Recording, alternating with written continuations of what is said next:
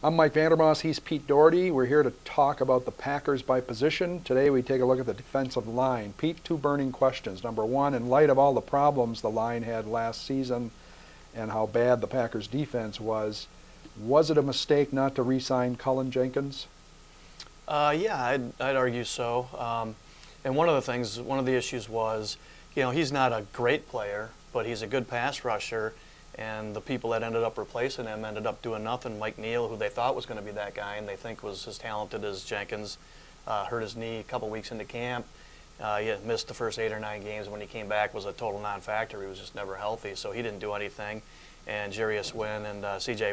Wilson, I think Wynn had 3 sacks in the first 3 games, and then the 2 of them had 0 sacks the rest of the year.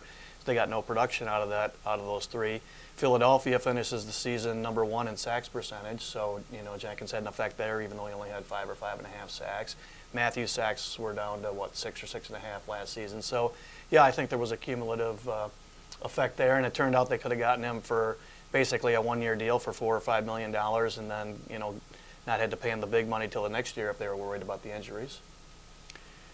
So Ted Thompson talks about how he likes his group. He said that specifically about the defensive line last year, but then when you see what he did in the offseason, a lot of draft picks, a lot of free agents, he tried to shore that up. Do you think he accomplished what he needed to accomplish? Well, on paper, yeah, but we'll know in November and December a lot better.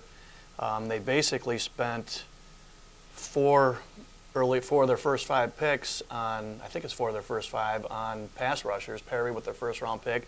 They traded one of their first 4 picks to move up in the second round for Worthy, and they also drafted Mike Daniels in the 4th round. So that cost them 4 picks to get those 3 guys. They're all pass rushers, and 2 of them are the Worthy and Daniels are interior guys. Daniels didn't practice in the offseason because he had shoulder surgery.